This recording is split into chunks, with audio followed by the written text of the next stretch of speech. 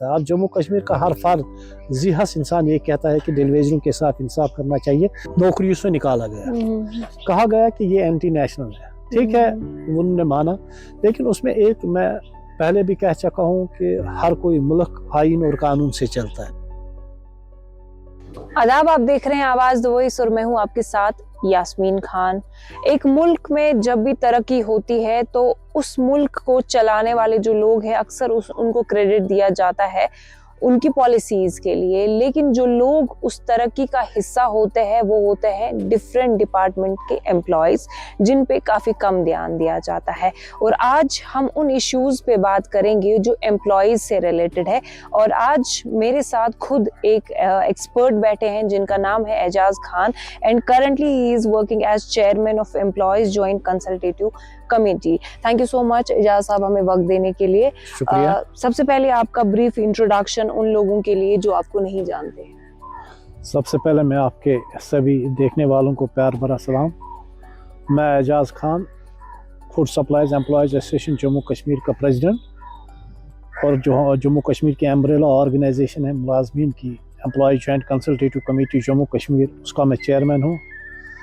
तो जो जम्मू कश्मीर की सरकारी महकमे हैं सभी, जिसमें सारे महकमे आते हैं, चाहे फूड सप्लाईज हो, हमारे PDD हो, हमारे R&B हो, हमारी PWD हो, हमारी फॉरेस्ट, और जितने भी सरकारी डिपार्टमेंट है, तो उनकी जितनी भी ऑर्गेनाइजेशन है, अम्ब्रेला ऑर्गेनाइजेशन का नाम हमारे एम्प्लॉय जॉइंट कंसल्टेटिव कमेटी है। मैं उसका चेयरमैन हूँ।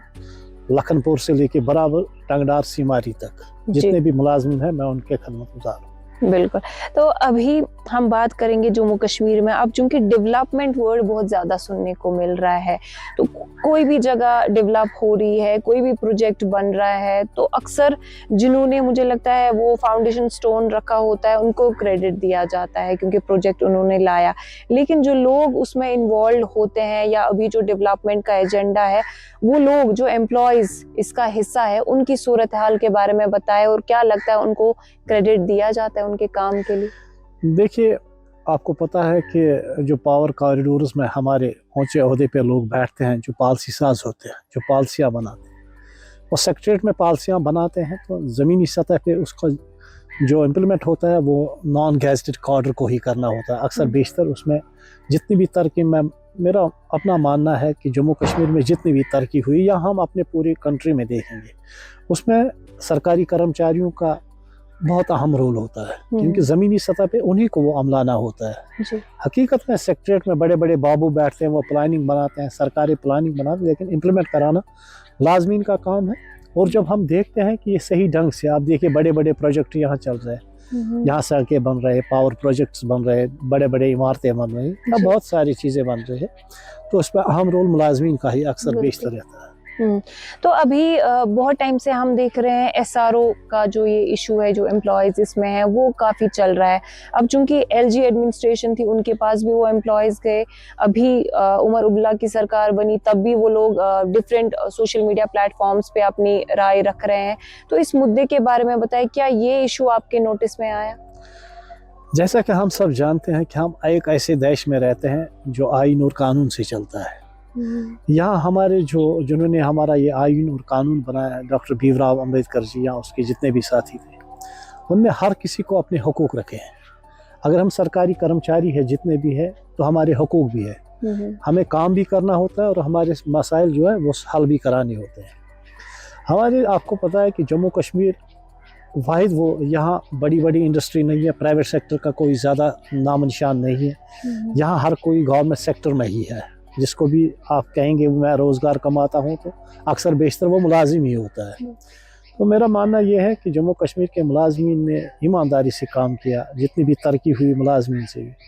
हम ये भी कहते हैं बहुत हमें कुछ सरकार से मिला भी, हम ये नहीं कहेंगे कि हमें सरकार से कुछ नहीं मिला। वक्तन फ़वक्तन जो चीज़ें होती सरकार देती है, लेकिन 90% हमारी जो डिमांड्स है, अभी देख के आप चलिए कि हमारे 61,000 डेलीवेजर्स है, आर्जी मुलाजमीन है, वो सालों साल 10-15 साल से इसी तरह बेचारे, कभी उनसे एक पार्टी ने कहा कि इनको रेगुलराइज करेंगे, दूसरी के तीसरे ने, एवं हमारे जब 5 अगस्त 2019 हुआ था, होम मिनिस्टर साहब ने पार्लियामेंट में कहा था कि जम्मू कश्मीर के लोगों के साथ इंसाफ होगा, स्पेशली जो डेलीवेजर्स हैं हम इनको रेगुलराइज करेंगे। لیکن وہ وعدہ سراب ہی ہوا. تو اب بھی پھر LG صاحب ہے تو نہیں ہوا. اب سرکار کہتی ہے کہ جو نئی سرکار عمر عبداللہ صاحب کی قیادت میں آئی, کہتے ہیں کہ ہم 3 فیزز میں کریں گے, اس کو دیکھیں گے. لیکن میرا ماننا یہ ہے کہ یہ 61,000 جتنے بھی یہ عارضی ملازمین ہیں, آپ دیکھیے جب یہ نوکریوں میں لگے ہیں ایز ڈیلی ویجر تب یہ چھوٹے تھے, آج یہ بڑے ہو گئے, ان کی شادی ہو گئی, ان کے بچے ہو گئے, ان کی فیملی بڑی ہو, یہ کافی پریشانی میں ہے. اور آج آپ دیکھ لیجئے کہ یہ صرف عارضی ملازمین ہی نہیں کہتا, آپ جموں کشمیر کا ہر فرد ذی حس انسان یہ کہتا ہے کہ ڈیلی ویجروں کے ساتھ انصاف کرنا چاہیے اور ان کی ملازمتوں کو مستقل کرنا چاہیے. اسی طرح ہم نے یہاں پہ آپ نے دیکھا ہوگا کہ جو ہمارے LG انتظامیہ صاحب ہے, یا 5 اگست 2019 کے بعد بہت سارے ملازمین کو نوکریوں سے نکالا گیا. کہا گیا کہ یہ اینٹی نیشنل ہے. ٹھیک ہے, انہوں نے مانا, لیکن اس میں ایک میں پہلے بھی کہہ چکا ہوں کہ ہر کوئی ملک آئین اور قانون سے چلتا ہے. تو جو تقریباً 150 کے قریب جن لوگوں کو نوکریوں سے نکالا گیا ہے وہ ون سائیڈڈ سرکار کا فیصلہ تھا. ان کو اپنی صفائی میں کہنے کا کچھ موقع نہیں دیا. ہماری یہی سرکار سے اپیل ہے کہ ایک بار ان کو اپنے جو بھی ان کی صفائی ہوگی وہ اپنی صفائی ان کو کہنے کا موقع دیجیے, اور فیصلہ عدالتوں پہ چھوڑ دیجیے گا, کیونکہ فیصلہ ہمیشہ یہ عدالتیں ہی فیصلہ کرتی ہے کون مجرم ہے کون بے گناہ ہے. اسی طرح ہمارا SRO 43 تھا. SRO 43 1996 میں جب ملٹنسی کے بعد پہلی بار ڈاکٹر فاروق عبداللہ صاحب ہمارے چیف منسٹر بنے, تو جموں کشمیر کے سبھی جتنے بھی ٹریڈ یونینیں ہیں جموں سے لے کے کشمیر تک, جس کی قیادت خورشید عالم صاحب, عبدالقیوم وانی صاحب, کھجوریا صاحب جموں کے کر رہے تھے, ایک لمبی جدوجہد کے بعد ہمیں SRO 43 ملا تھا. اس کا مطلب یہ تھا کہ اگر کوئی ملازم چاہے اس کی نیچرل ڈیتھ ہوتی ہے یا کسی گولی لگنے سے یا کسی اور طریقے سے مر جاتا ہے تو اس کے ایک فیملی ممبر کو نوکری ملتی تھی.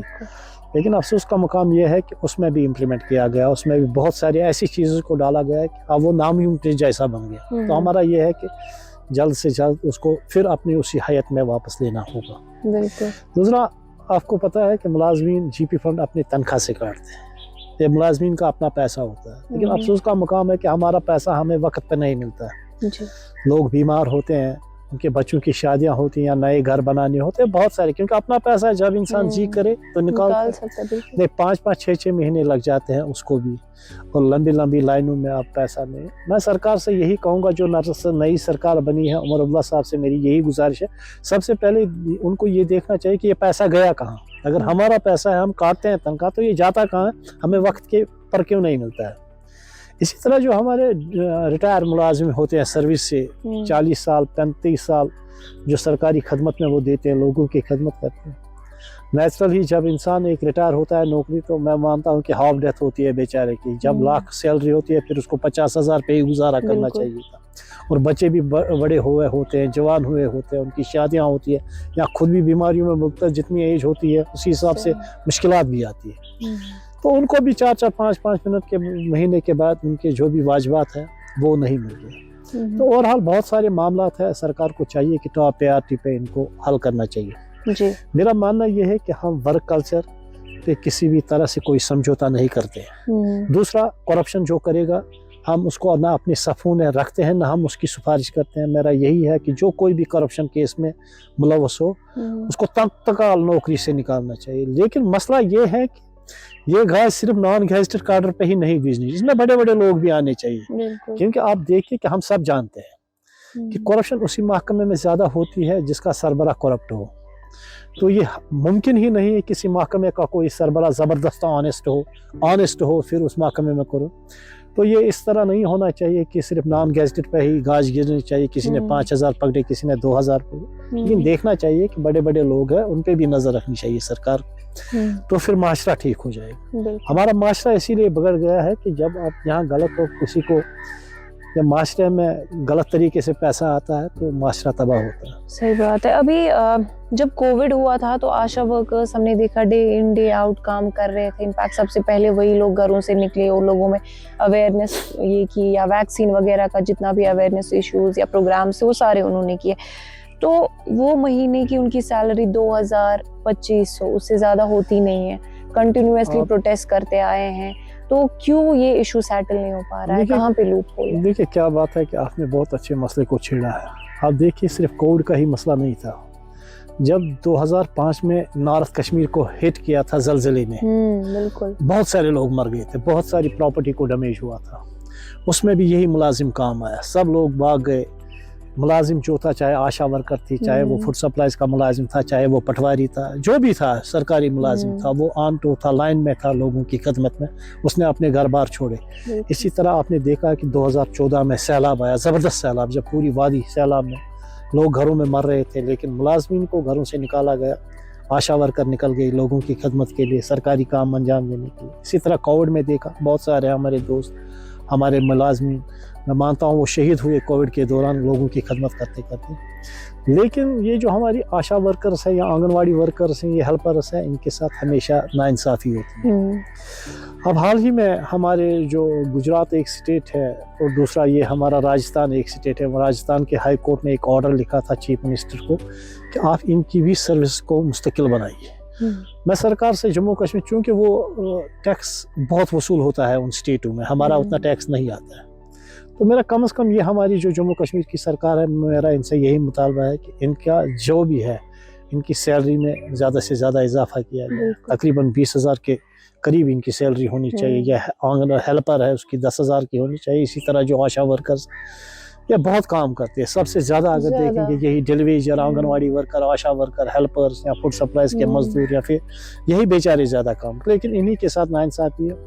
अब सरकार ने वादा किया है कि जो नई सरकार आई है कि हर किसी के साथ इंसाफ होगा, हम देखेंगे इंशाल्लाह, और होना भी चाहिए। हमारा मानना है कि एम्प्लॉय जॉइंट कंसल्टेटिव कमेटी गैर ज़रूरी हड़तालों और गैर ज़रूरी एहतिजाजों पे यकीन नहीं रखती। हम पहले कंसल्टेशन करते हैं, पहले हम अपने जो हमारे स्टेट के हेड है, हमारे चीफ मिनिस्टर साहब है, उससे मिल बैठ के बात करेंगे, उससे अपना जो हमारा हक है या हमारी जो परेशानी है उसको वो समझाएंगे क्या है।